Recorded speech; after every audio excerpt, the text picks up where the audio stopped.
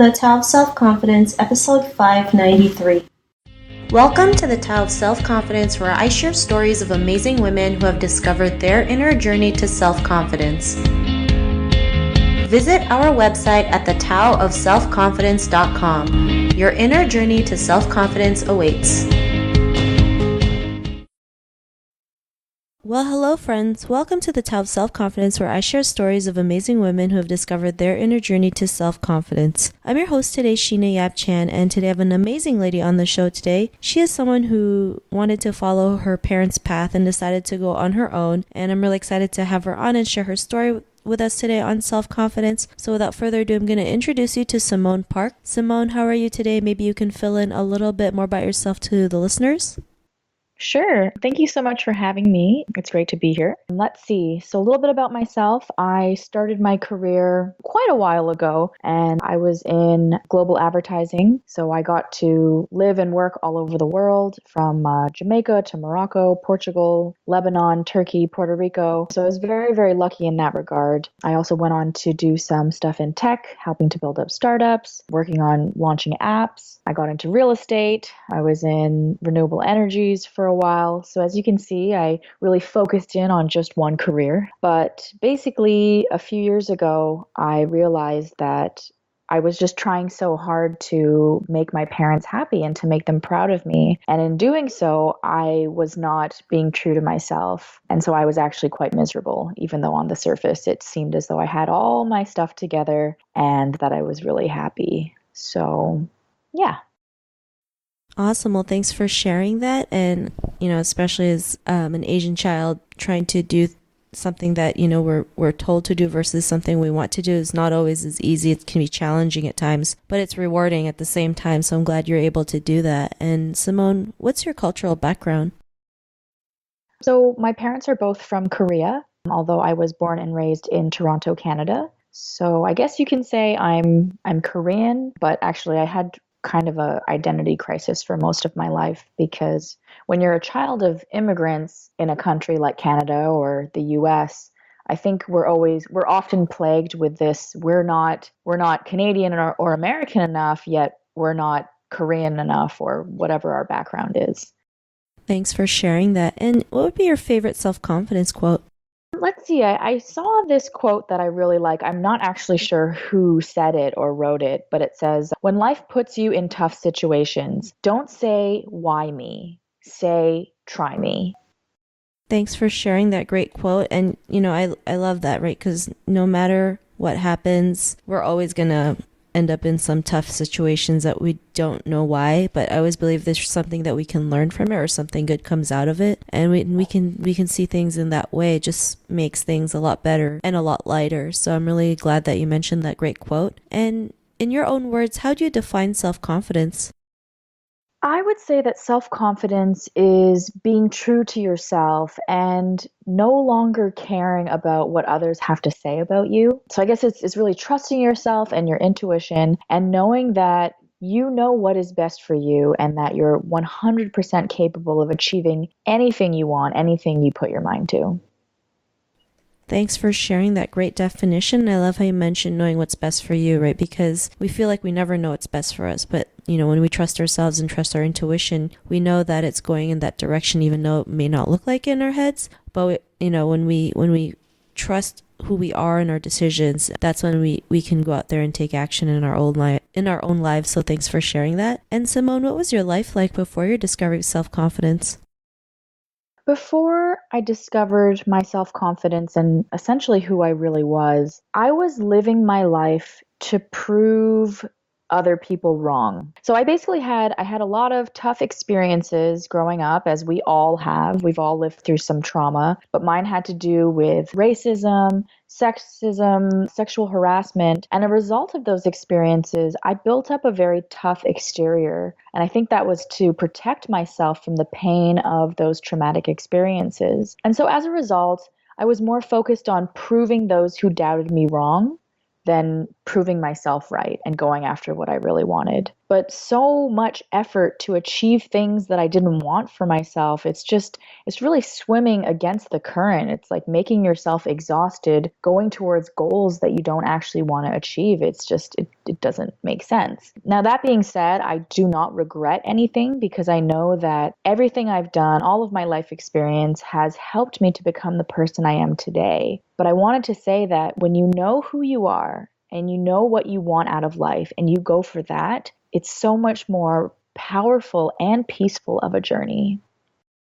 Thanks for sharing that. And, that's something we've probably all done in our lives, right? Trying to prove people that, they're wrong and we're right. And sometimes it doesn't work, right? It may feel good for a small moment of your time, but then it's like, is that really what you wanted to do? I mean, what did you really accomplish out of that? And like you mentioned, there's only, we live one life and we got to do something that we love versus something that, we're constantly doing for other people or we're doing it for the sake of trying to prove someone. And what was that point in your life when you realized you were more than enough to go out there, especially, going out on your own instead of, following what your parents wanted you to do? What was that aha moment? I think there was kind of two aha moments. So the first one kind of led me to have my major aha moment. So the first one was around the time that I was approaching 30, which I think, many women have some sort of crisis. So like I took a look at my life and I had a beautiful home, I had a great handsome boyfriend, a good job, I was making a lot of money. So I had the perfect life on paper. But one day I just woke up and I realized that I didn't care about the money or the power that I was so desperately trying to achieve. So I just wanted to help others. And I started going on these, Habitat for Humanity builds and getting out there doing more volunteer stuff. And I realized that I not only loved helping others, but I was really good at it. So that led to me breaking up with my boyfriend, moving out of our home, quitting my job. And I granted myself an entire year, 2015 actually, to get curious and get out into the world and figure out what I loved, or in essence, who I really was, because I don't think I ever gave myself the chance or the opportunity to do that. So basically, the second aha moment happened during that year, during 2015. I wound up finding myself in California, and I had committed myself to helping to empower women. This happened to deal with like the tech world and math and sciences. But one day, I would actually find myself being violently attacked at gunpoint. And that was the first time in my life that I actually thought that I might die. And the after effects of that event where, I was beat, I was pistol whipped. I wound up fighting back and saving my own life, listening to my intuition. And funnily enough, I wound up beating him off and actually robbing him in the process, which makes for a great story. But through that process, after that, I wound up asking myself, if I had died that day, would I be satisfied with the life I had lived? And the answer was no, because I was still just trying to make my parents happy and still trying to get them to be proud of me. And so chasing all of the wrong things. And so I would say that I think the ultimate aha moment was coming close to dying and realizing that that's not how I would want my story to end. So after that, I finally decided to do what I've always wanted to do, which is performing, entertaining, acting, comedy. So I started doing that. I've been doing stand-up comedy for just over a year now. I just started acting a few months ago, and it's going really well, and I love it. And I feel alive. I feel very alive. So it's totally worth it. Thanks for sharing that and for that, amazing story that you have. I mean, you never know I wouldn't even know what I'd feel being held at gunpoint. I mean, that's probably one of the scariest things that could ever happen to you. And I'm glad you're able to fight the person back. And, I love how you mentioned, like, yeah, we never ask ourselves this, what would happen if we die tomorrow? Like, are we satisfied with how we lived our life? Or is it like, do we just feel like we're zombies in this world, just going through life trying to survive, right? And nobody really asks these questions to themselves, right? I mean, I've asked myself the same thing. Like, if I died, would I be satisfied with the life I live? Now I can say I have, because I've been able to do things that I never thought was possible, but maybe 5 or 10 years ago, I would probably be like, no, I wasn't satisfied, right? Because I was just doing things to please others, like what you've done. And like I mentioned, it's hard to go out and do something on your own, especially when you have family and friends who, tell you, what are you doing? Are you crazy? And I know they mean well, but sometimes you got to do stuff for yourself, which what you've been able to do. And now you feel a lot better because you're actually going out there doing something you love versus doing something to please other people. And, to the woman who's listening to your episode, she may be in her own journey to self-confidence. What would be that one tip you would give to her? I would just say, be kind to yourself and love yourself, and know that no matter what, you know what is best for you, not everyone else. And there's no wrong path. Like, you are exactly where you're supposed to be, and just trust the process, trust yourself, love yourself. And I think the being kind thing, because for women especially, we are so hard on ourselves, and we are definitely our worst critic. This self-talk that we give ourselves. Like, even when I was being attacked at gunpoint and this guy is punching me in the face and head and hitting me with the gun, do you want to know what my inner voice is telling me? You're such a loser because you're letting him land shots on your moneymaker. What's wrong with you? This is the self-talk that I'm giving myself when this guy is maybe about to kill me. So just be kind to yourself, trust yourself, and love yourself. Know that you are totally worthy. You are enough. You are beautiful. You are majestic. Just trust yourself, love yourself, be kind. Thanks for sharing those great tips. And if our listeners wanted to get to know a little more about you and what you do, or check out some of your comedy work, is there any links or social media profiles we can connect with?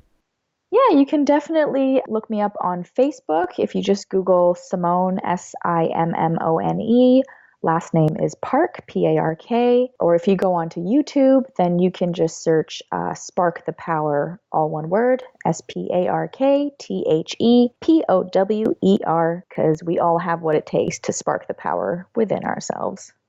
Thanks for sharing that. To our listeners, if you want to connect with Simmone, you can also head on over to thetaoofselfconfidence.com and search for Simmone's name. Her show notes will pop up along with everything else that we talked about. And I really just want to thank Simmone today for taking the time to share her story and tips with us on self-confidence. So thank you so much, Simmone. Thank you for having me. It was really fun. Not a problem. It was really great having you on the show. And to our listeners, be on the lookout for another new episode of another amazing woman's journey to self-confidence. And we'll talk to you soon. Bye for now. Bye.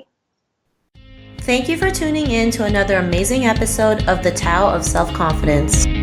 Get your free audiobook by visiting our website at thetaoofselfconfidence.com. Your inner journey to self-confidence awaits.